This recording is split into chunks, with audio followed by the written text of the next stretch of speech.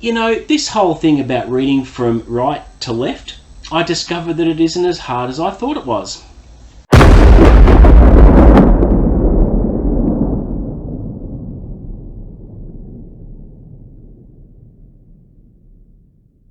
What's up guys, welcome back to Unlimited Reads. My name is Chris and today I'll be doing another weekly update as the end of October is almost here.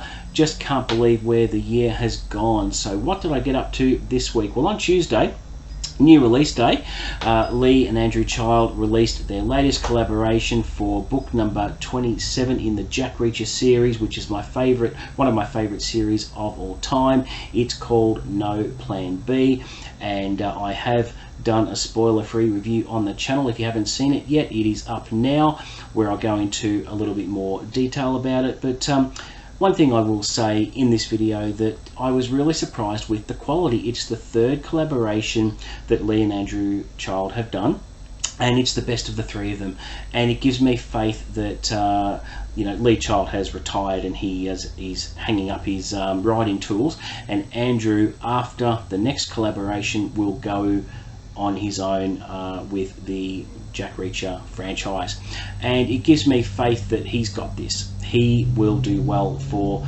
the series moving forward, because I was so impressed with how No Plan B went. It had all the ingredients that you would expect from a really good Reacher novel, and it made me happy as a die-hard fan, which you'll see me talk all about it in that video. And also this week I'm excited to announce that I started reading manga for the first time. I've wanted to read it for quite a while, but I've always been daunted by the whole reading from right to left thing. It just seemed really strange to me after reading from left to right my whole life.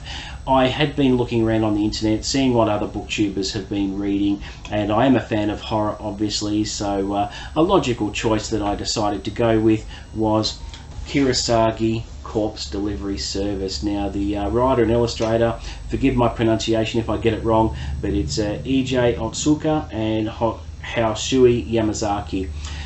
The basic premise of this, before I go into that, it was originally translated into English with 14 volumes. I believe Japan have done more, but no further volumes have been translated, and in recent times the whole 14 volumes have been bound up into these really nice 3-volume omnibus editions. Obviously this is number 1 that I've started with, and I've already finished 1 volume. I've got 2 more to go, and I'll go through the basic plot premise. So what it's about is several young people that come together that have various talents and make up a team and form the Corpse Delivery Service. Now what happens is one character can actually communicate with the dead, and what happens is when they find a body, another member can dowse using a dowsing instrument to locate the dead bodies, and the first character can actually touch a body and communicate with the recently departed soul, which is still tethered to Earth.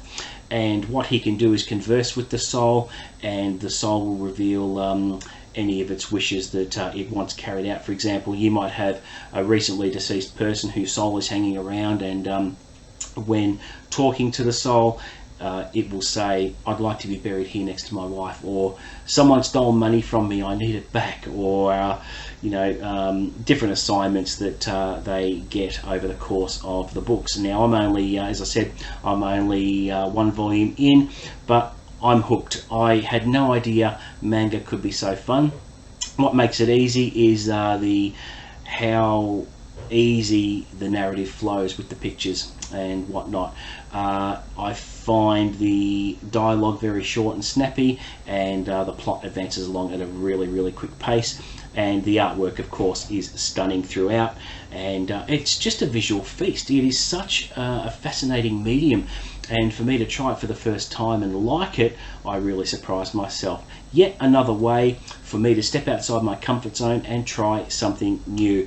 As a reader, all year I've been wanting to grow and experience different things and develop new tastes, and I can honestly say that I'm hooked on the series now, and I plan on reading a lot more of this in the future, and I plan on finishing Kirosagi Corpse Delivery Service, and I don't think it's a very big stretch of the imagination to say that I will be exploring a lot more manga in the future. Manga, I'm not sure quite how to pronounce it, but it's certainly fascinating, and I'm glad I've started my journey.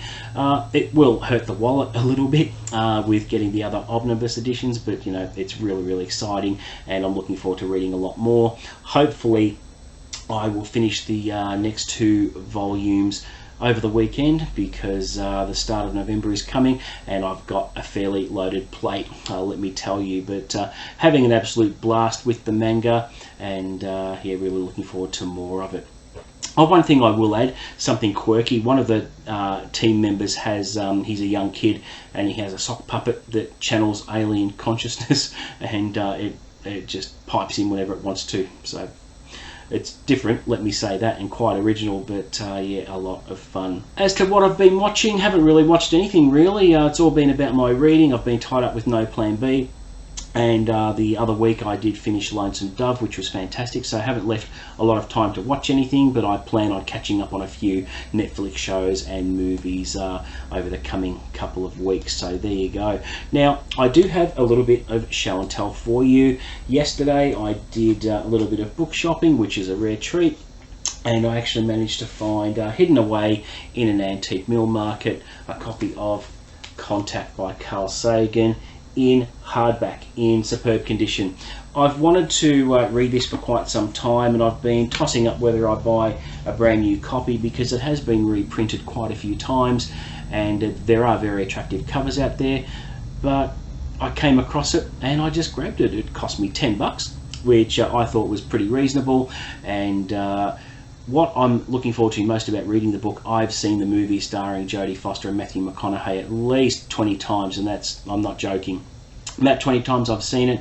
The book, from what I can see after glancing through it, it looks like the director's cut of the DVD. You get so much more background information on Ellie's childhood and whatnot, and really looking forward to diving into that when I can, which I think will be at the start of next year.